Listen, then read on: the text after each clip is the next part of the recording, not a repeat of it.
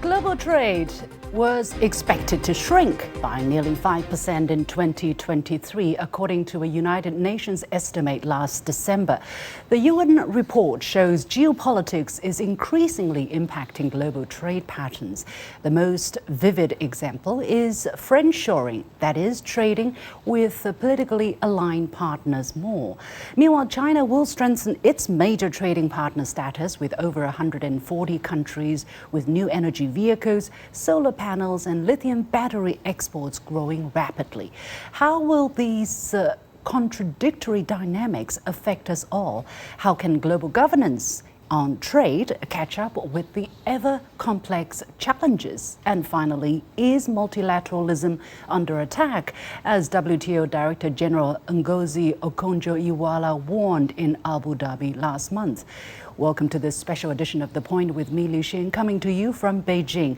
I'm pleased to be joined in the studio by Roberto Azevedo, former Director-General of the World Trade Organization from 2013 to 2020. During his term, the WTO reached the first multilateral agreement in 18 years, the Trade Facilitation Agreement.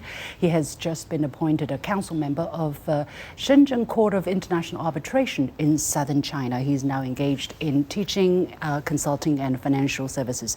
Mr. Azevedo, how good to see you again in Beijing. It's really a pleasure to be here with you again. Thank you. The last time we saw each other was 2016, I believe, in the... It's been a while. It's been a while, and a lot has happened. A lot of fluctuations in global trade, for sure. As I mentioned, the United Nations estimated that global trade for 2023 last year will have dropped by 5%. How do you look at that number? Is that within still terms that are acceptable given the kind of forces that are at play now? Yeah, well, first of all, I think that drop is mostly in value, not necessarily volume. So that's something to be mindful of, because it may be affected by commodity prices, for example, which oscillate quite a bit. But let me say this, when I was at the WTO, trade was already slowing down, and slowing down significantly globally. And I would call in the economists, right, my chief economists and others, to discuss a little bit the impact. Why is this happening? What are the factors that are provoking this slowdown? And every single time I had different explanations. So in the beginning, it was, we had record trade growth in the past before 2008, but that was abnormal. This is not the norm. So we're going back to more stable economic and trade growth.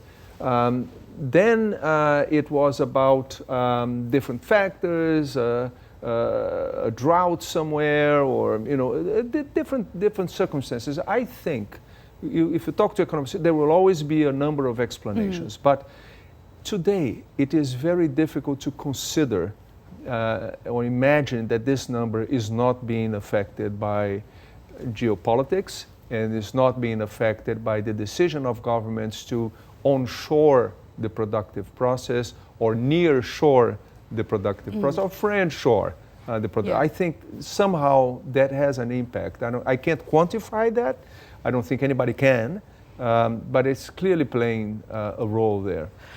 How is that impacting the ordinary pals and girls on the street? I remember a couple of years ago we were talking about 3% or 2%. People were already complaining that trade was growing, slower than economy, and now we're seeing a 5% decline of trade. Generally, when trade declines, economic growth is also not very robust, right? So the or maybe vice versa. It's the egg and the chicken. It's difficult to tell which is which. I hear different explanations, but clearly, if the economy is growing, trade tends to grow along. So if trade is slowing down, it could be an indicator that the global economy is also slowing down. It is not necessarily so, but it's an indicator nonetheless. I think the main impact for the common person, the common citizen in any country, when trade slows down, is usually domestic prices go up. Because imports tend to have an anti-inflationary effect in the economy. It's more competition, it's more supply, And of course, with more supply, prices tend to be contained. The moment that you begin to, for whatever reason, stop the imports or reduce the imports considerably, the first effect I think consumers and the citizen will feel is prices are going up, therefore purchasing power diminishes. So your salary went down. Basically, that's the major impact. We'll talk about that in just a moment. One of the more significant trends that were pointed out in this UN report is the more prominent trend of friendshoring. As I mentioned, countries seem to prefer to trade more with their politically aligned partners. And the report mentioned especially the lengthening, quote unquote, the lengthening of supply chains, particularly between China and the United States. So how do you comment on that trend? And again, for the ordinary people, what does that mean? Well, that means that most companies in the US and internationally, they are diversifying supply. So China used to be the hub. China used to be the supplier. Some called it the global factory, right? Today, people are diversifying. Okay, they may continue to import from China, but they're also importing from Vietnam. They may also be importing from Brazil. They may also be importing from Europe. They will diversify to mitigate risks, to minimize risks. And that, I think, is a tendency, is a trend that is not going to disappear in the near term. The pandemic showed that you cannot be relying on putting all your eggs in the same basket. That's another one. But it's bigger than that because right now, with the climate and environmental agenda, for example, or the digital economy picking up so fast, there are no global rules for any of that stuff. And the reality is that countries are putting in place policies that tend to be fragmented. They don't coordinate with anybody else. So carbon emissions, for example, Europe now has CBAM, the Carbon Border Adjustment Mechanism. They are taxing imports, or they will be taxing imports of products that are high on carbon emissions, steel, on cement or fertilizers. All those are going to be, there will be an additional tax. Now, what that means at the end of the day is that trade in those products is going to be more expensive.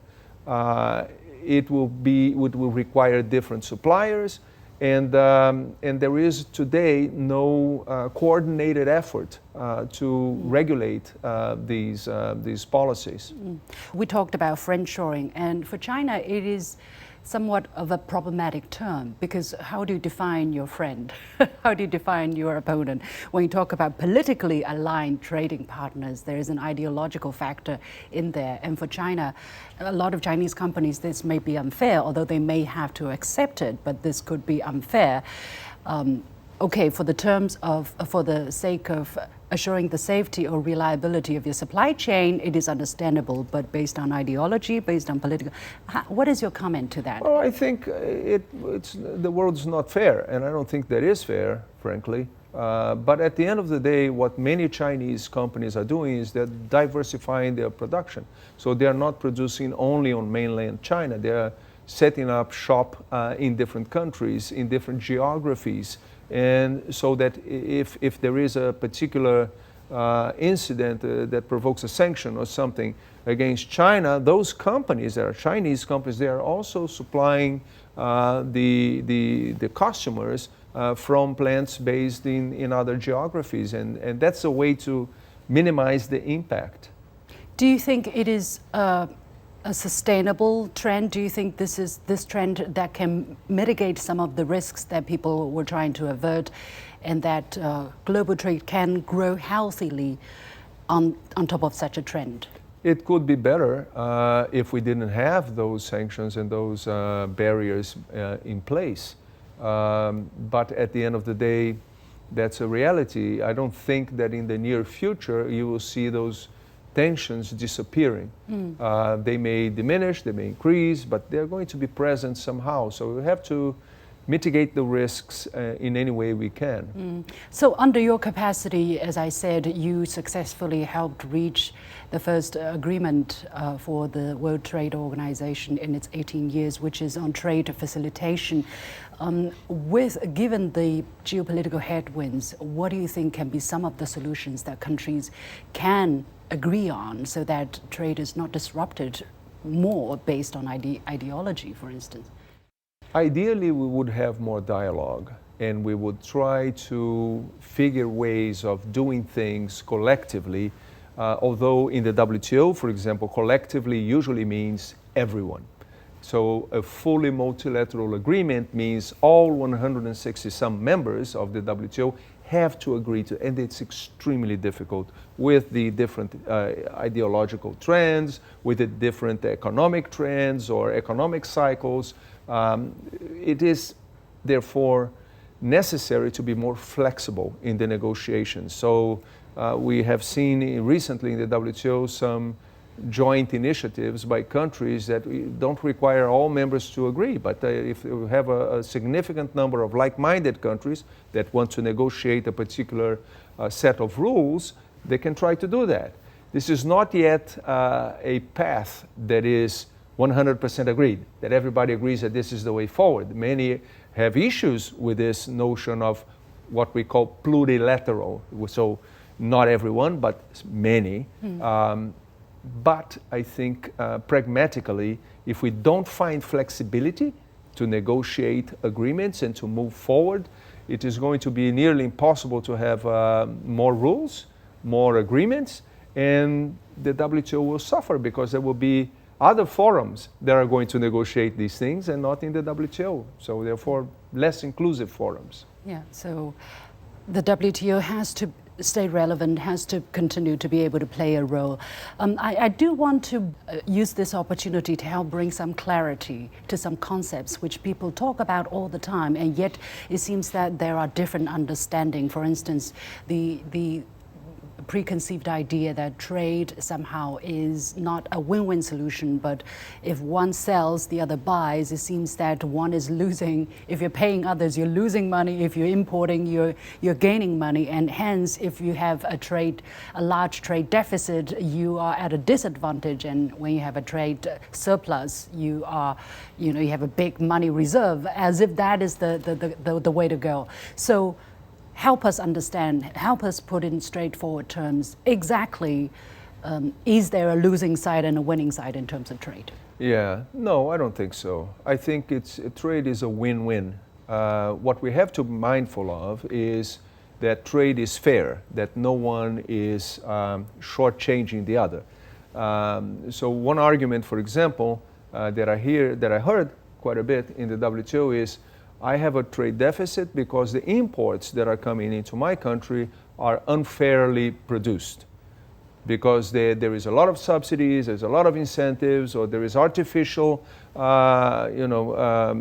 measures that are promoting those exports, and I am not competing with the private sector, I'm competing against the treasury of the other country. So I heard that quite a bit in the WTO. But that's not always the case. And by the way, sometimes, depending on the economy, on the structure of the economy, in some countries, when you are importing more than normal, it usually means your economy is growing.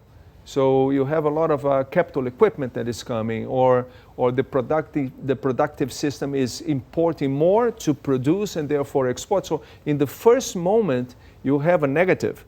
So you import a lot more than you did before, but in the future, you kind of rebalance things, but it's not a bad sign, actually. It's depending, again, it depends on the economy, on the circumstances. Yeah. Well, let's take the case of the United States as a concrete example, because that is where this argument is also being very strongly promoted, that because the U.S. imports a lot of stuff from China, they have a big trade deficit with China, therefore they're being raped by the Chinese economy. Is that the correct way to see it? Well, the U.S. argument is basically that China is not exactly a market economy. That's their argument. I'm not saying that they're right in that argument, but that's usually the argument. So what you hear is that China has become such a powerhouse not because the private sector has developed or innovated or become more productive. It's because the government is providing incentives that are artificial, and therefore the imports coming from China are unfairly advantaged compared to production in the United States. That's usually the argument that I hear. It's a very complex conversation, as you can imagine. So who has the burden to prove that this is not the case? Because sometimes we hear so often arguing a topic where we are accused of something, then we have the burden to prove, or China has the burden to prove that it didn't do, although China says it has done a lot, for instance, in opening its sector, right, opening and reforming its legislations to facilitate international competition and so on and so forth. Well, that's where the dispute settlement mechanism of the WTO was very helpful, because you would have a third party, completely impartial, that would take a look at the arguments and try to decide, who was right and who was wrong. But normally, it's the party that accuses the other of being unfair that has the burden of proof. So in the WTO, if you claim that subsidies provided in China are affecting your production or your world market share, the burden is on you. I actually litigated against the U.S. on a case of cotton because the U.S. was providing cotton subsidies to their producers, and I was, as Brazil, challenging the U.S., saying those subsidies were taking share away from Brazilian producers unfairly. But the burden of proof was on me. I had to prove that those subsidies actually had a direct impact on the Brazilian producers. As a matter of fact, when the U.S. accused China of unfair competition, of ripping off the U.S. economy, it is the United States that has to prove that China did that, right? The burden of proof is on their side, but it seems that it's a very simplistic discussion. They're using the huge amount of trade deficit, for instance, as some kind of evidence. Legally, the burden of proof is on the accuser, always. Yeah. Right? But politically, not always. It's easy to accuse somebody and not have to show, evidence that actually confirms that. And when you're talking about economic impact of domestic measures, it's very complex to show the effect, the quantify the impact and make the case. So it's a lot easier to just claim things than to actually prove things. And the easy narrative is often absorbed by the public. Another easy narrative is national security. I'm sure you have noticed it has been invoked very often. Again, Chinese-made products, Chinese-made agricultural products sometimes can be accused of, a national security threat to the United States, for instance. Under the WTO rule, under what circumstances can you invoke this kind of reason to take certain measures? How is transparency and fairness can be ensured in such cases? It's a very difficult conversation because at the end of the day, the main challenge, the main difficulty for somebody who invokes national security, the language in the agreement is very vague. Right? It allows members to, in certain circumstances, invoke national security interests to apply exceptional measures. Now, the question is it an unfettered right that you can claim that anything is national security and do it, or do you have the burden of showing that it actually has an impact on your national security and therefore you're entitled to apply it? Some countries claim that it is up to the country that is invoking national security to decide what is national security. Others say this is not a blank check. You still have to show that it is somehow related to your national security. Yeah. And that's a big discussion. We had at least a couple of cases in the WTO dispute settlement system. The invocation of national security withstood, but it was a clear case of very concrete geopolitical tension, and the party invoking it proved that it was correct in doing so. Yeah. Well, the problem here is seems that it involves major countries. You know, we're talking about the United States or European Union against China, major economies, and they cannot agree on what defines or what qualifies the invocation of this provision. What do you do? How can you solve this? You know, because then today is national security, iPhones on wheels, meaning new energy vehicles. The next day it can be something else. How can you define where are the rules then? So that's precisely what the dispute settlement mechanism of the WTO did, right? Was in an unbiased way, look at the situation and decide whether something was national security or not. But it was still very difficult, you know, for a panel of experts to decide whether something was indeed a national security issue or not. The best thing would be to find a political accommodation and understanding among the players, among the countries involved. But as you can imagine, it's not easy to find that understanding and that accommodation. So there is no easy answer for that. We may see that happening every once in a while, and it will be difficult to find a balanced solution.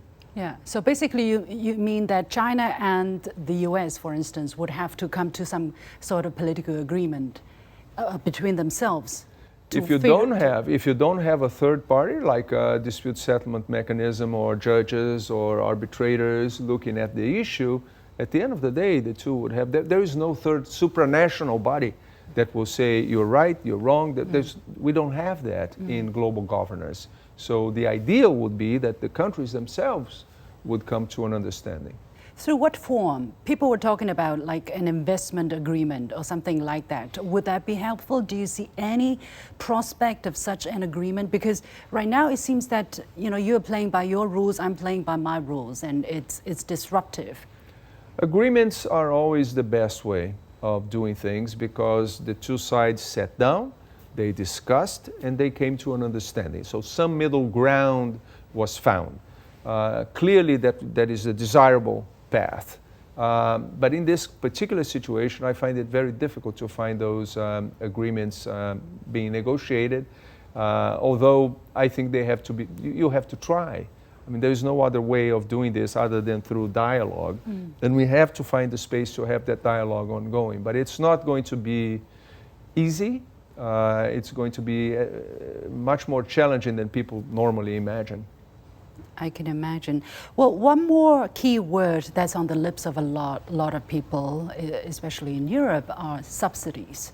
Because there are, as I said, Chinese new energy vehicles are exporting rapidly, and there is impression that China is able to produce so many new energy vehicles and exporting them so fast only because of subsidies. So what kind of subsidies are WTO prohibiting? Are all subsidies bad or, you know, prohibited? Not all of them are the same. So there are prohibited subsidies, and the prohibited subsidies are those that are contingent on exports. In other words, I'm giving you this help, this subsidy, and in receiving that, you are committed to export a certain amount of cars in that case, or a certain value, or there is some degree of contingency. So if you don't export, you don't get my subsidy. You have to export to get this. That is prohibited. Okay. You cannot do that. But if it is a domestic subsidy, if you're subsidizing an industry because it's an infant industry, or because for any reason you want to develop that sector in your country, that's permissible. But you cannot do it in such a way that would provoke or cause material damage to the trade and to the economy of other WTO members. I want to ask you about the prospects for trade for China and your impressions.